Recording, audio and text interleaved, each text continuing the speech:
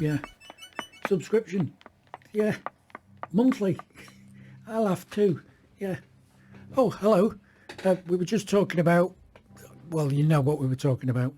And I'm guessing that some of you, when you were making your coffee this morning, was thinking, what is DaVinci Resolve Fusion? What can I do with DaVinci Resolve Fusion? And what is node-based compositing anyway? Today, I'm going to answer question 1 and question 3. If you're wondering about question 2, then stick around because that's what this channel is all about. So let's answer question 1. What is DaVinci Resolve Fusion? Fusion is a professional level compositor, motion graphics and visual effects application. It's where you can build visual effects like animating text, green screen, sky replacement and motion tracking. It incorporates both full 2D and 3D environments. And to do all that, it uses a very powerful node-based system. An analogy of Fusion is a bit like a workshop full of tools where you can bring in all your assets, whether that be video files, image sequences, or individual images. You can even create your own items inside Fusion with the various tools which are available. You bring the tools together and manipulate them using their controls to create your own assets. Usually, when you say professional, you mean expensive. Well, the good news is you can use DaVinci Resolve Fusion completely free.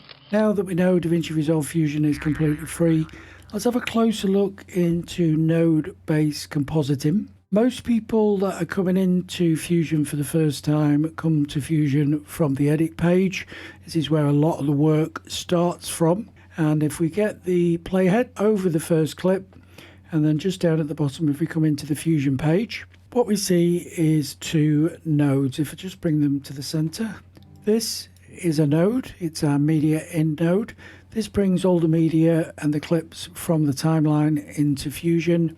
This is another node. It's our media out node that sends everything back to the timeline. Everything inside Fusion is made up of nodes. If we wanted text, then that's a node. Blur, that's another node. Color correction is another node. Particles and 3D, yet more nodes. If we look above the node graph, then we have viewer 1 on the left and viewer 2 on the right. These viewers have exactly the same functionality. It's not the same as the edit page where we have a source viewer and a timeline viewer. What you'll notice in viewer 2, we can see our clip, and this is actually coming from the media out node, and it's being sent back to the timeline. We know it's from the media out node because below the node we've got this little white dot which is on the right hand side. If we hover over it, it comes up that we're viewing it on the right viewer. If we come over to the media in, we've got little dots under there. If we hover over to the left viewer and select that, we've now got media in 1 in the left viewer. Now, although the pictures are exactly the same, it's a different node. We're looking in viewer 1 at media in 1, and viewer 2 we're looking at media out. If I hover over this line in between, which is known as the pipe, this connects the nodes together, and I disconnect it by clicking it once, you'll notice we still have viewer 1 where we've got the image because that's coming from the timeline. We don't have viewer 2.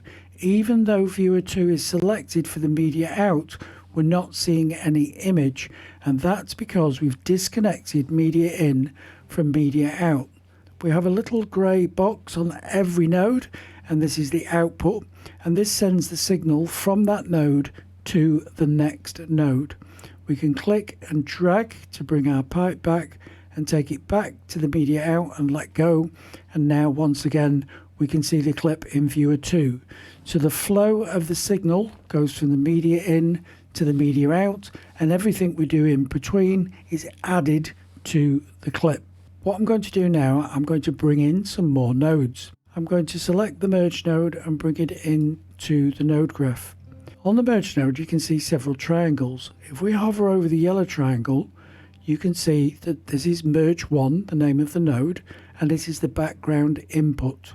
The green triangle is the foreground input, and the blue triangle is the effects mask input. And again, we have the grey square, which is the output for this and every other node.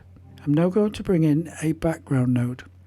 The background node just has an effects mask and an output. If you're beginning with DaVinci Resolve Fusion, a good tip is to use the right mouse button to select the output, and when you click and drag you still get the pipe, but when you come over the top of the merge and let go, it will then show you the options of what input the merge has, and the clue here is the background node is going to go in the background. I'm then going to select the text node and click and drag it and bring it into the node graph, but there are more ways of bringing nodes into the node graph.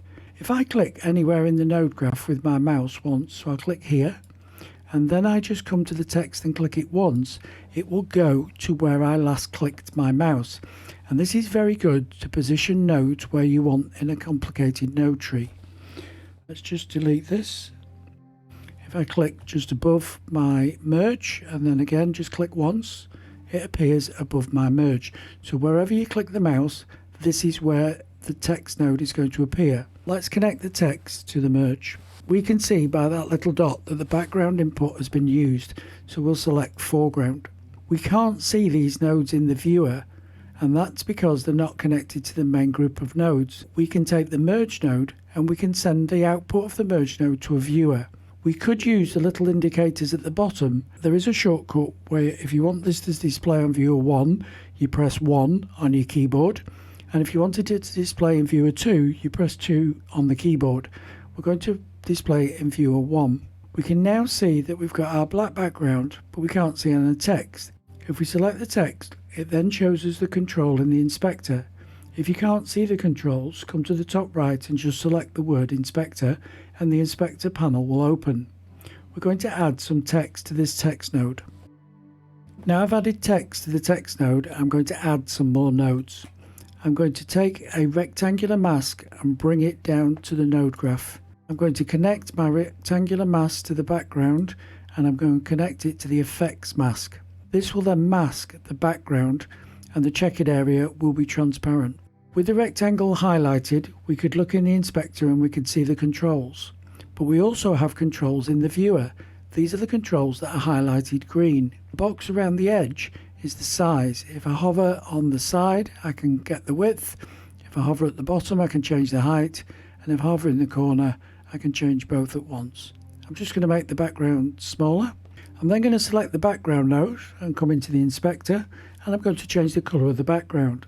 We could use the sliders, or we can click in this box and it opens our colour picker. I'll select a different colour and select OK.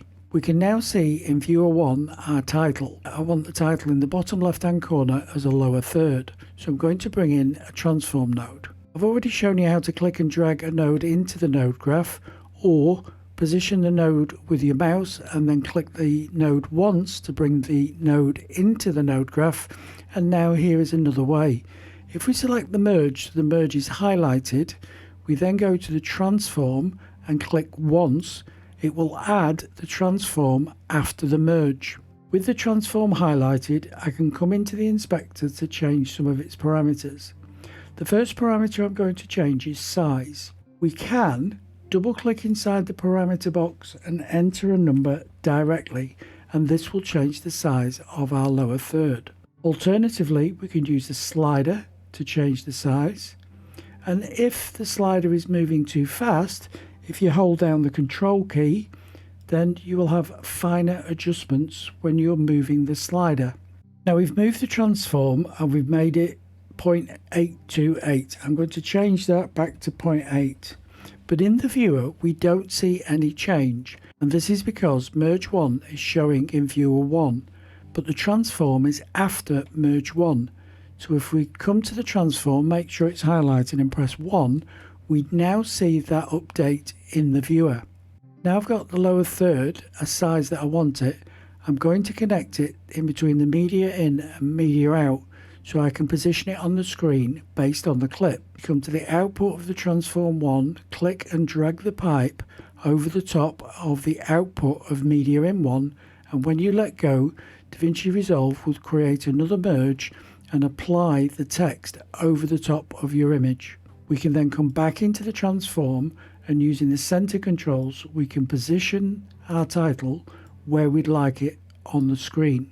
I prefer to have it on the clip so I can see the relationship of the lower third to the video itself.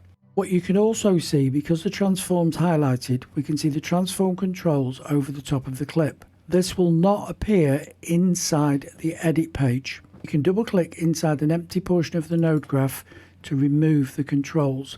So we've deselected the node and now we can see our final output. Let's go back to the edit page. What we can see in the timeline view on the right hand side is our lower third as part of the clip. It is integral to that clip. As you can see in the timeline, we've got our main clip and the coffee morning is now part of the clip. If we move to another clip, then we don't have the coffee morning. Now this is sometimes ideal if you're doing visual effects, maybe you're adding a vignette to the clip or you're going to manipulate some of the image, but for lower thirds there is a better way. What we can do is we can reset the Fusion composition on the edit page. If we select the clip, right click and come up to Reset Fusion Composition and select this option, we then get a pop-up window saying, do you want to carry on? Well, we're going to. We'll select Reset. Initially, there is no changes, and that's because where the playhead is, it is cached to the viewer. The moment we move the playhead, then the lower third will be removed. If we go back into Fusion, we now just see the two nodes that we started with. Let's go back into the edit page. We have another option for making a blank Fusion clip that is far more powerful. If we come up to the effects library, we'll close the media pool. If we go in Toolbox, Effects, at the top of the effects panel, we have a Fusion composition. We're going to drag this down to the timeline. We'll place the playhead over the top of the Fusion composition and select the Fusion page. This time, we only have one node. This is the media out node that's going to send the information back to the timeline. I've recreated our title that we made with the nodes. I'm going to select the transform and press 1 so we can see it on the viewer. If I now connect the output of the transform 1 to the media out, then we can see it on viewer 2. If we now go back into the edit page, we can see our lower third, which is now on top of the clip. Our clip is here and it's unaffected, and our lower third is now inside this Fusion composition. We can click and we can drag this Fusion composition to the next clip if we wish to do so. We could also hold down the Alt, click and drag to duplicate that clip. We have now got that lower third on two clips. Another advantage of this is we are able to use power bins. I'm not going to go and explain power bins in great depth, but if we go into the media pool, what we can do is we can activate power bins. I can drag one of my Fusion compositions into the power bin, and now I've got that lower third that's available for any project. I can now click where it says Fusion composition and I can give it a name.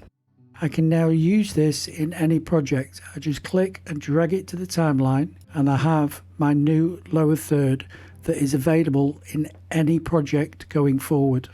So everything you do inside Fusion is node based, but it's extremely powerful. So that's the basics of node based compositing inside DaVinci Resolve Fusion. So that's it for this week. Have a great week and I'll see you next Sunday.